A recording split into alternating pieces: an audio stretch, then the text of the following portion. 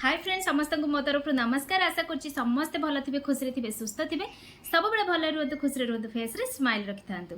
आज आपण नहीं आसी गोटे प्रॉपर पिगमेंटेशन उपर वीडियोटी बहुत जनकर एबे नहले भी पूर्वर मत बहुत सारा कमेंट आसी पिगमेंटेशन उपर आमको गोटे वीडियो दियो तो मुझे बहुत सारा रेमेडीज ऑलरेडी पकई सारी कि आज रेमेडीज रे किछि खास अच्छी बहुत सुंदर रेमेडीज कौन सी मार्केट वाला प्रोडक्ट आम यूज करबानी सब नेचुरल घरोई जिनस दुईटी जिनस आम गोटे बहुत सुंदर रेमेडीज प्रस्तुत करबा जोटा कि आपण मानकर अनइवन स्किन टोन हो जाइए बहुत जनकर नाक पाखरे ना पूरा ब्लैक कलर दाग होकी रही जाए यही जगह गुड़ा रुहे गाल पैची पैची टाइप आपण मानकर होची जदि ए सब प्रोब्लेम अच्छी ताले निहाती भाव में आज वीडियोटी को फुल देखिए जो मानकर न होती से माने अप्लाई करें जो कि आपण स्किन ठीक रहा स्किन रे पिगमेंटेशन हेनी जदि हाइपर पिगमेंटेशन हो जाइए माने बहुत दिन है से दाग चिन्ह आपण फेस रे अच्छी टे टाइम लगे जेहेतु यहाँ घरोई जिनस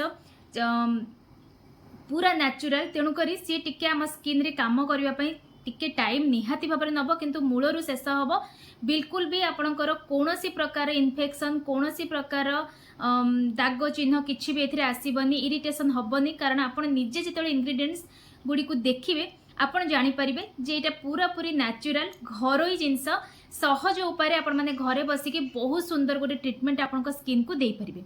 तो चलते आज वीडियो को स्टार्ट करबा जो माने आज वीडियो रे मो पई नुआ अछंती आशा करबी फुल वीडियो देखिबे बुझिबे तापर जे फेस रे अप्लाई करिवे आज रेमेडीज रे प्रिकॉशंस नवा दरकार ही नहीं कारण बहुत बढ़िया रेमेडीज गुड़िक बहुत बढ़िया इंग्रेडिएंट्स तो प्रिकॉशन आवश्यक ही नहीं।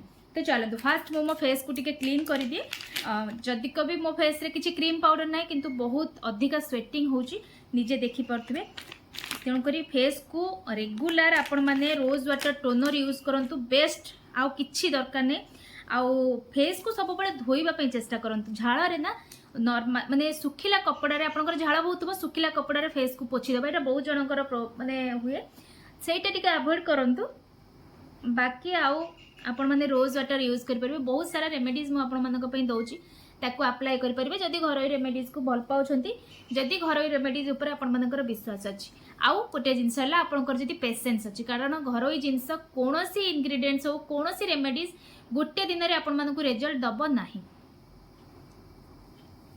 तो भल भाव में मुझे फेस को देखो पोछि नेली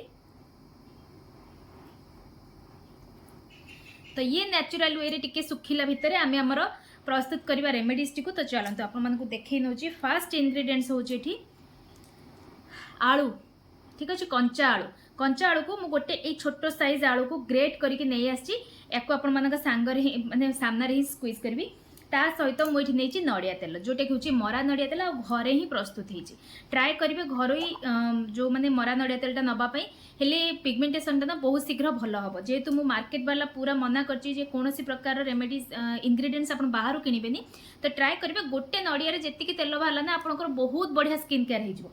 तो चलतु स्टार्ट करवा। तो ये मुझे गोटे बाउल नहीं आसी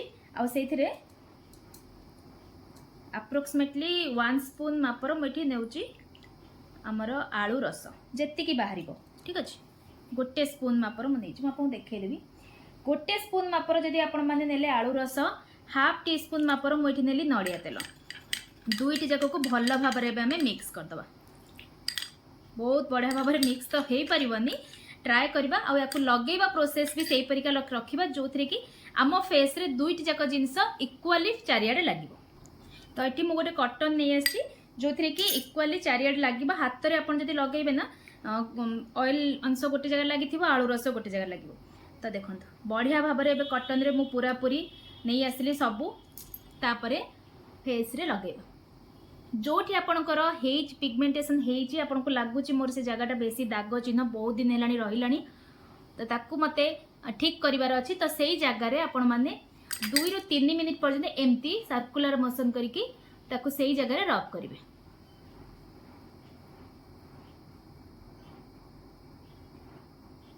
फास्ट चारियाडे लगे नेले तापरे जोठी आपणकर हेइथिबो सेही जगह रे ही ताकू एमती रब करिवे। आ ये लगेवा टाइमिंग सेमती किसी ना आपन को जिते बड़े टाइम मिलूँ आपण मैंने यही प्रोसेस को करि परिबे।